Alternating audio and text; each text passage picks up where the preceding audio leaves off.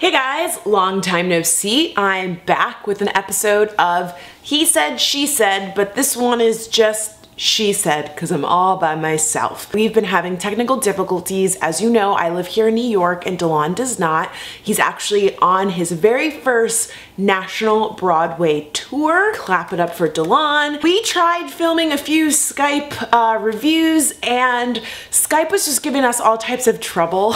So today I'm gonna talk about Scandal. We are crazy behind. We're 3 episodes behind. I'm just gonna go over some of the big things that have happened in the past few weeks and give you some of my thoughts. Verna reveals that she is the one that was behind the president's assassination attempt, not Hollis Doyle. I was the one who sent that woman to assassinate you. You are not the president. Defiance County. Hollis Doyle rigged the voting machines. We all knew.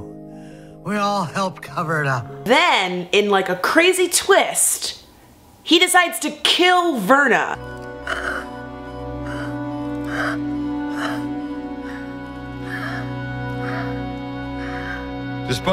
I did not see that coming, but this just solidifies my hatred of Fitz. And at this point, in my opinion, anyone that's okay with him and Olivia or want them to get back together or is rooting for them is an idiot, because he is a bad, horrible person, and we just see more and more and more of that as the show progresses. It's not that much of a surprise to me because he was an asshole in Ghost, and I hated him in Ghost, and as far as I'm concerned, he's the exact same person. So now Fitz knows all about the election rigging, and this makes things super complicated when he runs into Olivia at Verna's funeral. I changed my mind about that.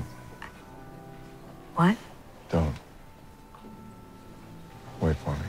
I don't know what I was thinking. Screwing your mistress is one thing, but marrying her? That's political suicide, really.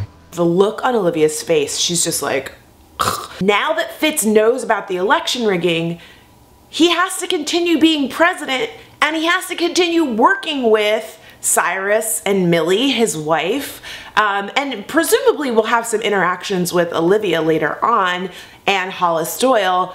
And these are the people that put him in office. I mean, it's like, who can you trust now? And that's a really big theme that we're starting to see more of throughout the show, is that Fitz feels like he can't trust anyone. Well, except for the bottle. David Rosen has lost his job, and a big part of that is because Olivia Pope and Associates screwed him over. He was super close to cracking this election rigging thing, and they sent Abby in this covert operation, which means sleep with David Rosen and then break into his safe and steal evidence that could be used in the Defiance election rigging case, and basically just screwed David Rosen over completely. We finally get back to like what made Scandal so great, was fixing all of these scandals, and this time it's David Rosen who's in the hot seat.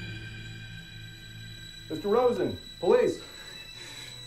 Even though Olivia Pope screwed him over so royally, he knows that she's the only person that can fix this. So he calls her up and they come in and clean up the crime scene as usual, put the body back in her apartment, and start uncovering that this woman, I think her name was Wendy, was actually an informant of some sorts. Like, she would sleep with really powerful people and get insider secrets and then give them to the press. So she probably had a lot of enemies, which is gonna make it really hard to figure out who killed her and why. One of my favorite moments this episode, we see Olivia swimming laps in the pool, just trying to clear her head, and you know, she's rocking this really cute little swim cap. Get it, girl. Don't mess up that blowout, or that wig out. Right? We also see that Olivia is almost kind of sort of officially over Fitz when she starts flirting with this really cute guy in the coffee shop. If he looks familiar, it might be because he was on Felicity ages ago. He played her RA. He looks a little different. I mean, he's still very cute and very good looking, but I don't know if it's his face is just gotten older or he's wearing like too much makeup. I really don't know. Something about him was very off to me. They get reconnected in this episode because it turns out that he works for the Pentagon and he had made a bunch of phone calls to dead girl in David Rosen's bed. So that kind of sends up some red flags, or it should send up some red flags, but for whatever reason, Olivia decides that she's kind of into him. She's still flirting with him. She refuses to go out on a date with him until the end of the episode when she calls him and says she will take him up on the date. But then here's a twist. He's a creep.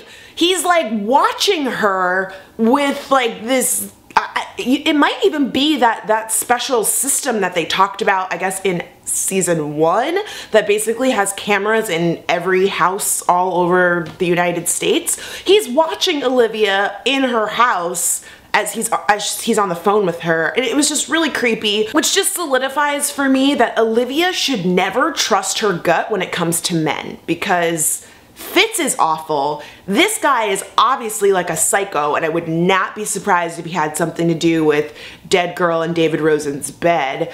And then she dropped Pudding Pop, and as boring as he was the safe, normal choice. So Olivia, just stop listening to your stomach, because it does not know. It is always telling you the wrong thing. One scene in this episode that really bothered me, Olivia and Fitz like see each other, and it's super awkward because they haven't seen each other in 10 months. And so Olivia's like, I gotta get out of here. He starts stalking her down the hallway like a lion chasing an antelope. I mean, she literally is like, like super scared. He grabs her like very forcibly, throws her into this computer room, aggressively like pulling her clothes off. She's like fighting him. She's not really into it. She slaps him. She does end up having sex with him. And it does seem that she's into it. We get this like super prolonged sex scene that just took forever. I was like, okay, I get it. Whatever, you guys are doing it in the computer room and probably like fucking up someone's computer, because they'd be like pulling on cords and some stuff. Like somewhere someone's in their office like, whoa, I just lost all of my work. Like, and it was serious work because it's in the White House. I think this is problematic for me for a lot of reasons, mainly because a lot of men and women have trouble with this line between consent, where you keep saying no and the person's like, no, you're saying yes, you're saying yes. And I really just believe that like if you say no, it means no. And unfortunately there are a lot of people that don't believe that, and they just believe that no really means, oh, I'm nervous or whatever, and it still is a yes. I don't know. It just made me really uncomfortable. I know that she said that she wants, that hard, difficult, painful love, but Olivia, you've got it wrong. Like, that's not what love is like actually at all. Like, someone shouldn't have to force you to do anything that you don't want to do, and the person that you love should respect your boundaries, and when you say no, they should be okay with that. She did consent eventually, but it definitely took him like forcefully grabbing her arm and like shoving her into the wall. It was like an assault to me. That's what it felt like. The scene felt like a sexual assault, and maybe that was the point. But again, I think that it perpetuates and adds to the confusion that a lot of men and women have when it comes to consent. I don't know. There is potentially a mole in the White House. There's a hostage situation going on abroad, and Fitz makes a rash decision to go in and try to save the hostages, and somehow the plan is foiled because there is a mole. Someone is leaking misinformation to the terrorists. So he suspects that it might be Cyrus because, now he doesn't trust him, and I don't really know. Cyrus could be the mole, but I think that might be too obvious. So the question that I have for you guys is, who do you think is the mole? Let us know in the comments below. And again, I'm really sorry for the delay. We are really gonna make an effort to come back every week. Hopefully we'll get our Skype situation figured out, because we miss you, and I think you guys miss us too. So yeah, I will see you guys hopefully next week. Bye!